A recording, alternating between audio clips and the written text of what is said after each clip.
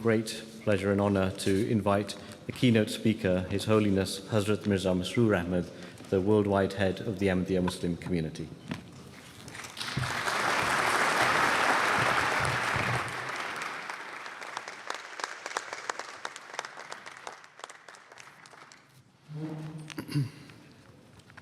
Bismillahir Rahmanir Rahim. In the name of Allah, the gracious, ever merciful. Vardan Allahu maloningiausiojo, visad gailestingiausiojo. Visiems garbingiems svečiams, assalamu alaikum wa rahmatullahi wa barakatuhu, ramybė ir Allaho palaima jums visiems.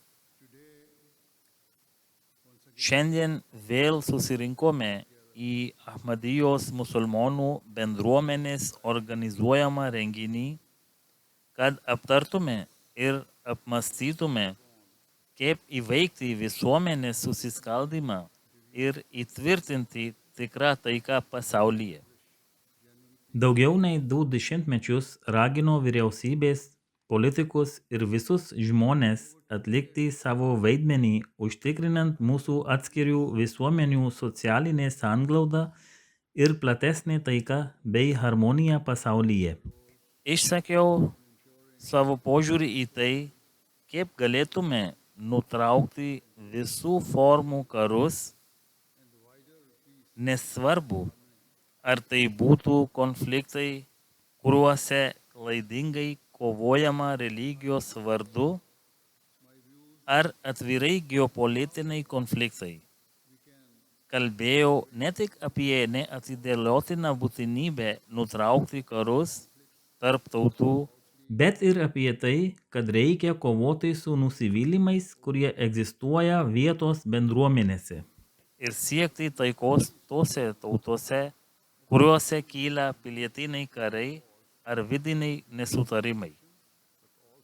Žinoma, istorija mus moko, kad vidaus konfliktai gali peraugti į regioninius karus, kuriuos neretai skatina išorės jėgų kišimasis ir įtaka bei nestabilumo ir susiskaldymo kurstymas kitose šalyse, siekant patenkinti savo interesus. Pastaraisiais dešimtmečiais matėme pražūtingus tokio kišimosi padarinius tokiose šalyse kaip Kuveitas, Irakas, Sirija ir Sudanas. Visų pirma, nekartą perspėjau, kad neteisingos didžiųjų galių politikos kryptis ir daugelį pasaulio šalių vyriaujančios neteisingos politinės, teisinės ir ekonominės sistemos skatina vis didėjančią nelygybės bangą, kuris savo ruožtų skatina visuotinį nestabilumą ir nesaugumą. Metams bėgant politikai, intelektualiai ar visuomenės atstovai visada sutikdavo su mano teiginiu, kad turime siekti taikos.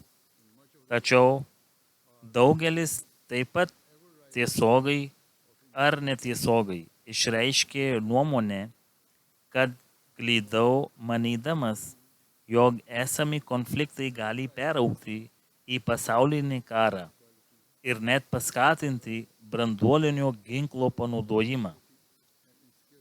Daugelis manė, kad tai per daug pesimistinis požiūris.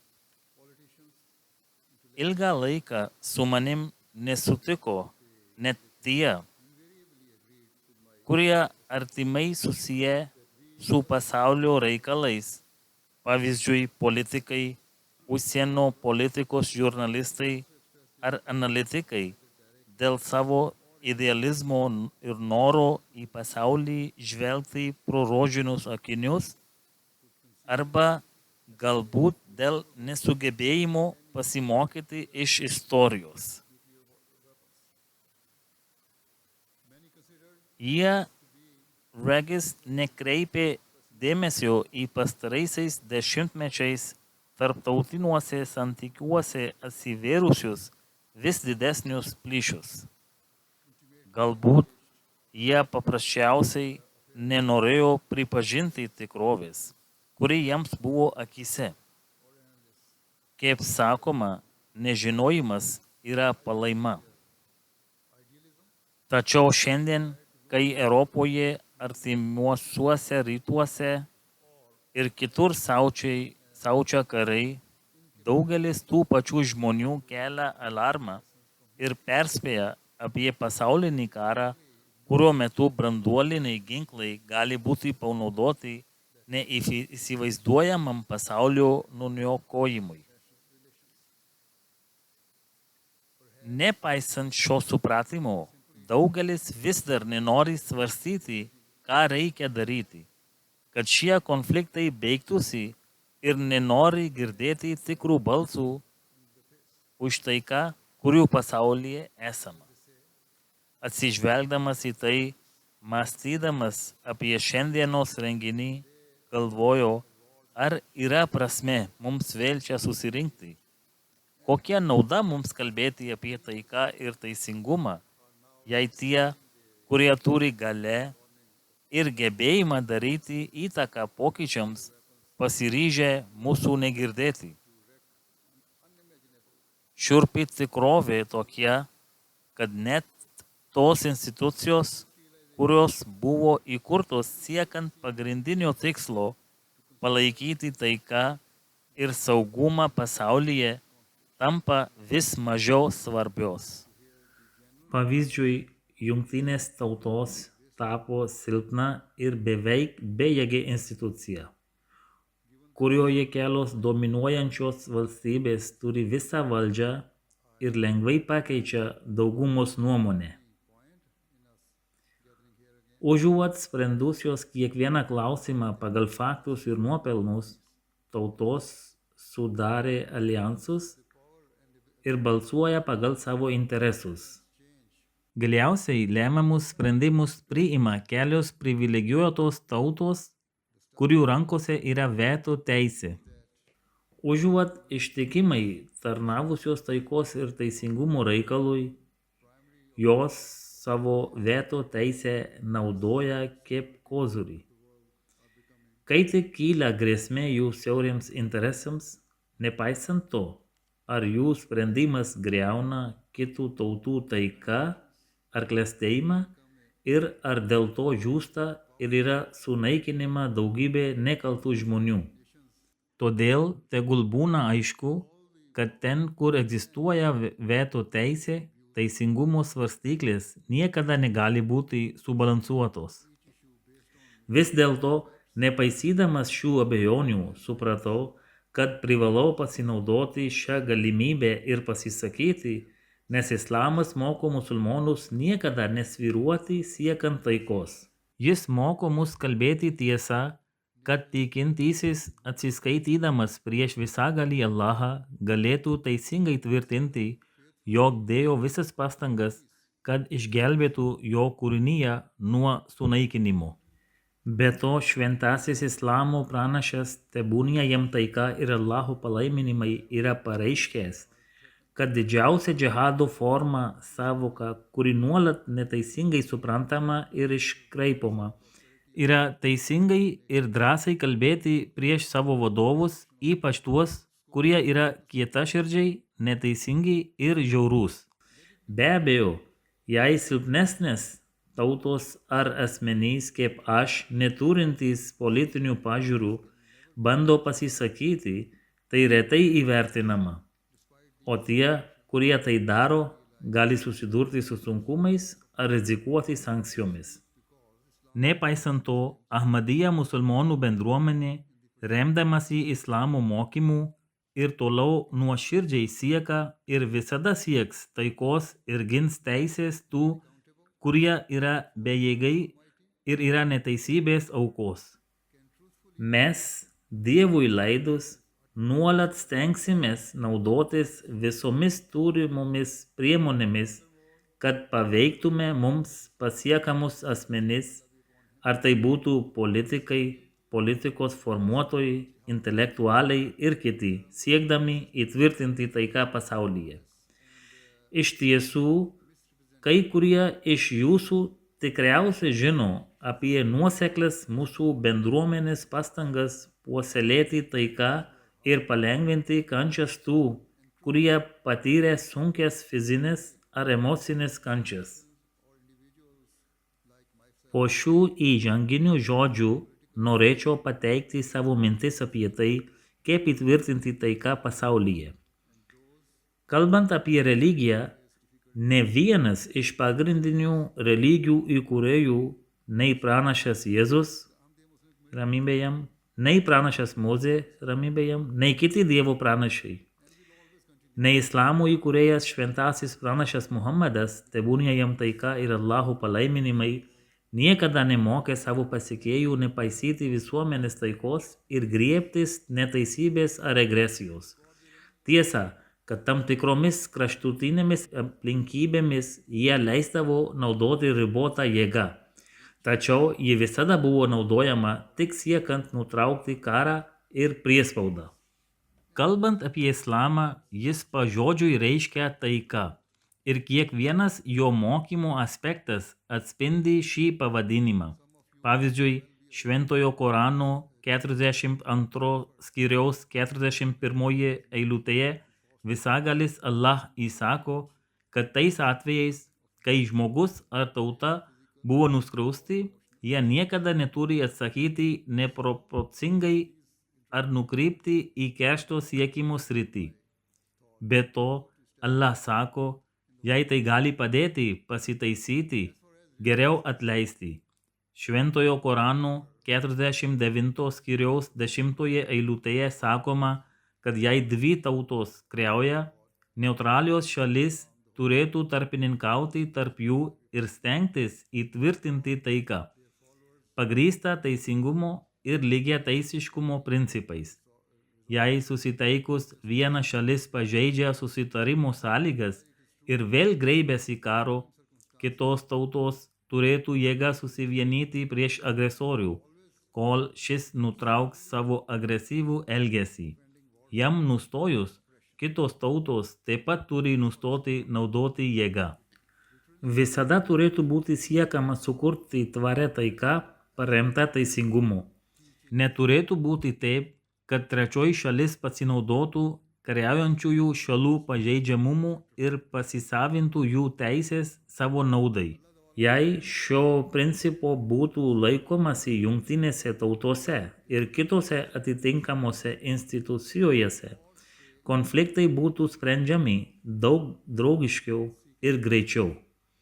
Tačiau tikros taikos neįmanoma pasiekti tol, kol valstybės tiesiogai arba per savo galingus sąjungininkus galės naudotis veto teisę.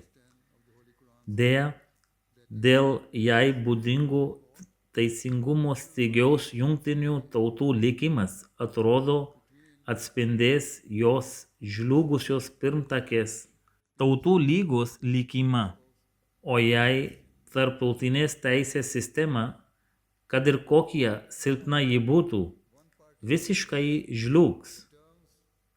Dėl to kylanti anarchija ir destrukcija mums nesuvokiama. Nors pasaulyje vyksta daugybė konfliktų, patys aktualiausiai ir pavojingiausiai yra konfliktai tarp Izraelio ir Hamas bei tebevykstantis karas tarp Rusijos ir Ukrainos. Kai kurie žmonės gali manyti arba buvo įpratę manyti, kad Izraelio ir Palestinos konfliktas yra religinis karas. Tačiau iš tikrųjų tai yra geopolitinis ir teritorinis konfliktas. Kalbant apie karą Ukrainoje, labai akivaizdu, kad tai geopolitinis karas, vykstantis dėl teritorinių priežasčių. Esu tvirtai įsitikinęs, kad yra tik vienas būdas užbaigti šiuos karus, užtikrinti, kad teisingumas nugalėtų ir kad bet kokie susitarimai būtų grindžiami teisingumu, o ne tuo, kas geriau atitinka išorės jėgų interesus. Priešingų atveju, jungtinės tautos ar tarptautiniai įstatymai neturės jokios naudos, o vienintelė taisyklė, kuri turės svorį, bus ta, kuri skelbia, kad jėga yra teisi. Kalbant apie karą Ukrainoje, Rusija turi veto teisę Jungtinių tautų saugumo taryboje. O Ukraina iš esmės taip pat turi tokią teisę, nes yra sudariusių alijansą su tomis vakarų valstybėmis, kurios yra nuolatinės saugumo tarybos narės. Kaip galima susitarti dėl susitarimo, jei abi pusės gali veiksmingai naudotis veto teisę? Kodėl kuri nors iš šalių turėtų būti motyvuota pajudėti bent per centimetrą, jei žino, kad gali vetuoti bet kokį joms nepalankų susitarimą? Kalbant apie tai, kas vyksta Gazoje, nors ir izraeliečiai, ir palestiniečiai turi savo šalininkų, veto teisė Izraelis naudojasi tik nuo tada, kai prieš kelis mėnesius prasidėjo dabartinis karas. Pavyzdžiui, vasario mėnesį 13 iš 15 Jungtinių tautų saugumo tarybos narų balsavo už neatidėliotinas paliaubas Gazoje. Tačiau Jungtinės valstijos pasinaudojo savo veto teisę ir rezoliucija buvo atmesta. Kaip galima pasiekti taiką, kai daugumos nuomonė taip lengvai atmetama? Tai neteisingumas, o demokratijos ir lygybės principo atmetimas. Priešingai šiems žmonių sukurtiems įstatymams, islamo mokymas taip pabrėžia teisingumą, kad Šventojo Korano 5 skyriaus 9 eilutėje teigiama, jog bet kurios tautos ar žmonių priešiškumas niekada neturi skatinti nukrypti nuo teisingumo ir sąžiningumo kelio. Tokio sąžiningumo apraiškos yra arčiau teisybės. Net ir nereligingai žmonės neabejotinai pripažins išmintį ir naudą, kurie duoda šio pirmapradžio teisingumo standarto priėmimas. Kartu jums gali kilti klausimas, kodėl, jei islamo mokymas yra toks, kokį aiškinau, dažnai teigiama, kad islamas yra ekstremistinė religija.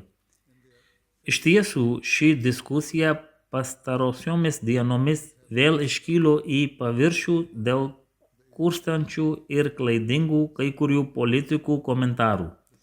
Šiuo atžvilgiu turėtų būti kategoriškai aišku, kad šventojo pranašo Muhamedo, tebūnie jam taika ir Allaho palaiminimai, ir jo teisingai vadovaujamų įpėdinių karai ir mūšiai buvo visiškai gynybiniai. Šventasis Koranas leido musulmonams kovoti tik kraštutinių atvejų, kai juos negailestingai užpuolė islamo priešininkai ir jie tapo ilgus metus trukusio persekiojimo aukomis. Šis leidimas įtvirtintas Šventojo Korano 22 skyriaus 40 eilutėje, kurioje sakoma, kad tie, kuriems karas primestas neteisingai, turi teisę gintis, nes buvo nuskriausti ir tapo priespaudos bei persekiojimo aukomis. Be to šventajame Korane paaiškinta, kad leidimas kovoti buvo suteiktas ne tik siekiant apginti islamą, bet ir visas religijas bei įtvirtinti sąžinės ir tikėjimo laisvės principus. Taigi kitoje eilutėje Allah visagalis teigia, kad jei jis nesustabdytų tų, kurie nusižengė pasitelkdami kitus, tuomet bažnyčios, sinagogos, šventyklos, mečetės ir visos kitos maldos vietos, kuriuose dažnai kartojamas Dievo vardas, būtų sunaikintos. Taigi musulmonams įsakyta ginti ir saugoti visas religijas ir garbinimo vietas, o ne daryti joms žalą. Be to visur, kur tik buvo gynybinių karų sąlygos, musulmonų kariuomenės vadovavosi griežtomis šventojo islamo pranašo, tebūnie jam taika ir Allaho palaiminimai, nustatytomis kovos taisyklėmis. Pirma, jis teigė, kad karai niekada neturi būti kariaujami siekiant patenkinti asmeninius interesus, užkariauti žemės ar įtvirtinti viršenybę kitų atžvilgių. Priešingai, musulmonams leidžiama kariauti tik tuo atveju, jei karas vykdomas prieš juos. Karo atveju kitos tautos turėtų susivienyti, kad sustabdytų agresorių. Agresoriui nustojus naudoti jėgą, kitos tautos turėtų nedelsdamos nutraukti karą ir siekti įtvirtinti ilgalaikę taiką. Be to, šventasis pranašas Muhammadas, tebūnie jam taika ir Allaho palaiminimai, griežtai uždraudė atakuoti civilius gyventojus, kas pernelyg dažnai pasitaiko šiuolaikinėme pasaulyje vykstančiuose karuose. Be to jis nurodė musulmonams užtikrinti, kad karo mastas būtų kuo mažesnis. Reikėjo vengti bet kokio karo ekskalavimo ar išplėtimo tiek teritorijos, tiek priemonių atžvilgių. Islamas taip pat moko, kad išskyrus atvejus, kai priešininkas maldos vietą naudoja kaip karinę bazę, neleistina pažeisti maldos vietos šventumo kovojant joje ar net šalia jos. Griežtai draudžiama nugriauti ar išniekinti savo priešininko maldos vietas.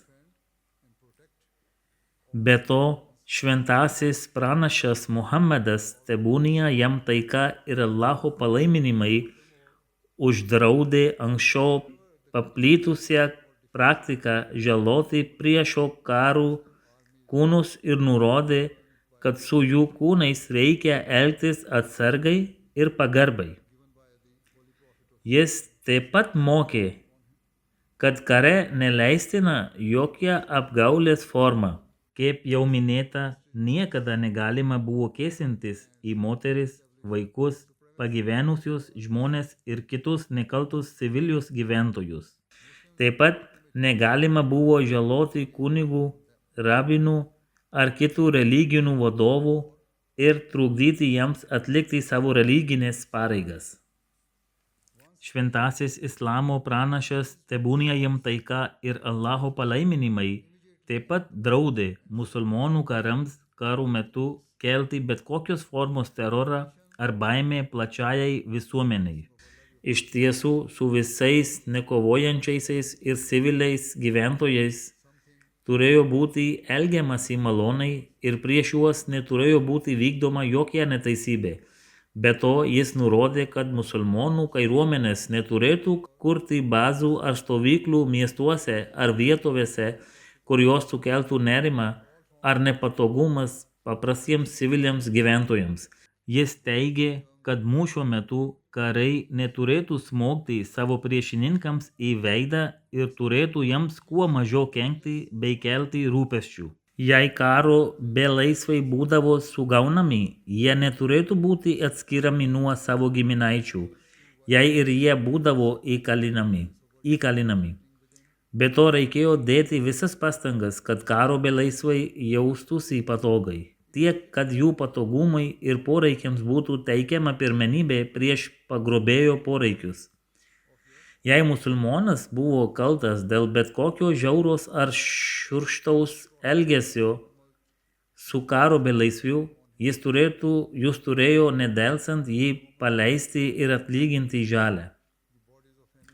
Kitas šventojo pranašo Muhammado, tebūnie jam taika ir Allaho palaiminimai, nurodymas buvo tas, kad kitų tautų atstovus ar pasiuntinius reikia labai gerbti, o į bet kokias jų klaidas ar nepagarbą reikia nekreipti dėmesio siekiant taikos ir harmonijos. Štai tokios yra pagrindinės islamo karo taisyklės. O šventasis pranašas, tebūnie jam taika ir Allaho palaiminimai, sakė, kad jei musulmonas pažeidžia šiuos principus, tai rodo, jog jis kovoja ne dėl teisingumo, o siekdamas žiaurumo ir vadovaudamasis savanaudiškais interesais. Be jokios abejonės, kiekviena musulmonų tauta ir vyriausybė privalo laikytis šių islamo mokymų. Religijai atidedant į šalį, Taip pat manau, kad jei ne musulmonų tautos perimtų šiuos principus, net jei kiltų karai, jie nesukeltų tokio giliai įsišaknijusio priešiškumo, kuris lieka įsišaknijęs iš kartos į kartą. Taigi visos kariaujančios tautos, nesvarbu ar jos būtų vakarų valstybės, ar tos, kurios jaučia priešiškumą islamo pasauliui, ar musulmoniškos šalis, turėtų pripažinti, kad taika gali būti įtvirtinta tik tada, jei jos vadovausis šiais karo ir konfliktų sprendimo principais. Priešingų atveju atsidursime ties katastrofiško pasaulinio karo, kuris neabejotinai sukels tokį didžiulį naikinimą ir žudynės, kokių net neįsivaizduojame. Kaip jau minėjau, daugelis žmonių dabar prieina prie tos pačios išvados. Pavyzdžiui, Kolumbijos universiteto profesorius Jeffrey Sachs, labai gerbiamas ekonomistas, rašo, pasaulis atsidūrė ant branduolinės katastrofos slenksčio ne tik dėl to, kad vakarų politiniai lyderiai nesugebėjo atvirai įvardyti didėjančių pasaulinių konfliktų priežasčių. Jis tęsė, nesiliaujantis vakarų pasakojimas, kad vakarai yra kilnus, o Rusija ir Kinija blogos. Yra paprastas ir nepaprastai pavojingas. Tai bandymas manipuliuoti viešąją nuomonę, kad nebūtų sprendžiami labai realūs ir neatidėliotini diplomatijos klausimai. Profesorius Sachs tęsė, visų pirma, šiuo ypatingo pavojaus metu Europos lyderiai turėtų siekti tikrojo Europos saugumo šaltinio, ne Jungtinės Amerikos valstijos hegemonijos, o Europos saugumo susitarimų, kurie gerbtų teisėtus visų Europos tautų saugumo interesus. Be abejo, įskaitant Ukrainą, bet taip pat ir Rusiją, kur ir toliau priešinasi NATO plėtrai į Juodąją jūrą. Šiuo metu diplomatija, o ne karinis eskalavimas yra tikrasis kelias į Europos ir pasaulio saugumą. Be to, daug rašyta ar kalbėta apie tebesitęsiantį Izraelio ir Hamas karą ir sunkią humanitarinę padėtį Gazoje, kuri kasdien vis blogėja. Pavyzdžiui, neseniai duodamas interviu Jungtinės Amerikos valstijos senatorius Bernie Sanders, kuris pats yra žydas, griežtai pasmerkė Izraelio vyriausybės veiksmus. Jis sakė, tai, ką Netanyahu ir jo dešinioji vyriausybė šiuo metu daro Palestinos Gazos žmonėms, yra nenusakoma ir neapsakoma. Turiu omenyje, kad jau nužudyta 25-26 tūkstančių žmonių. Toks buvo skaičius, kai jis davė interviu. Dabar šis skaičius viršija šį skaičių, iš kurių 2/3 yra moteris ir vaikai. 65 tūkstančiai žmonių buvo sužeisti. 70% būstų Gazoje yra apgadinti arba sugriauti. Žvelgiame į 1,8 milijonų žmonių, kurie buvo išstumti iš savo namų ir Dievas žino, kur jie eina. Senatorius Sanders tęsė, šiuo metu ir tikiuosi, kad visi tai girdi, jūs matote, kad šimtai tūkstančių vaikų gali mirti iš bado. O mes Jungtinėse Amerikos valstijose finansiškai remdami Izraelį esame prisidėję prie to, kas vyksta ir aš būsiu prakeiktas, jei duosiu dar 1 centą Netanyahu vyriausybei, kad ji galėtų tęsti šį karą prieš Palestinos žmones. Paklaustas, ar ir kaip būtų galima pasiekti susitarimą artimuosiuose rytuose, senatorius Sanders sakė, šio regiono istorija yra baisi. Ji susijusi su holokaustu, 6 milijonais žydų su 100 tūkstančių palestiniečių iškeldinimu iš jų namų, tačiau galiausiai Palestinos žmonės turi teisę į savo tėvynę. Taigi mes kalbam apie 2 valstybių sprendimą. Be 2 mano cituotų žmonių daugelis kitų komentatorių dabar daro tą pačią išvadą apie kritinę pasaulio būklę, apie kurią seniai perspėjau. Aš tuo nesidžiaugiu. Atvirkščiai, visa širdim tikiuosi ir meldžiuosi, kad kol dar nevėlu, pasaulis ateitų į protą ir padarytų galą pasaulyje vykstantiems brutalumams ir karams. Be abejo, manau, kad turėtų būti visiškai nutraukta ugnis tarp Izraelio ir Hamas arba Palestinos, taip pat Rusijos ir Ukrainos kare. Po to, užuot kurstę savo sąjungininkus toliau kariauti, visi tarptautinės bendruomenės nariai turėtų teikti pirmenybę pagalbos pastangų didinimui, kad padėtų tiems, kuriems jos labai reikia, ir sutelkti dėmesį į ilgalaikio ir taikaus sprendimų paieškas. Jei vietoj to mes stovėsim nuošalyje ir leisim, kad šie kariai dar labiau įsipliekstų, bus prarasta dar daugiau nekaltų žmonių gyvybių, o istorija mūsų paniekai vertins kaip savo pačių sunaikinimo ir kančių kaltininkus. Taigi, apibendrinant, jei norime išgelbėti savo ateities kartas, kad jos negimtų su branduolinio karo sukeltų radiacijos poveikiu, jei norime išgelbėti jas nuo nepritekliaus ir nevilties, ir jei norime išgelbėti save nuo jų prakeiksmų ir liūdesio, turime veikti skubiai ir išmintingai. Politiniai lyderiai ir tie, kurie turi prieimą prie politikos formuotojų, turi žvelgti į ilgalaikę perspektyvą, kas geriausiai atitinka žmonijos interesus, o ne būti apakinti savanaudiško noro įtvirtinti savo pranašumą prieš kitus. Turime visi susivienyti, pamiršti nacionalinius, politinius ir kitus asmeninius interesus, siekdami didesnio žmonijos gėrio ir užtikrinti, kad ateities kartoms paliktume klestintį pasaulį.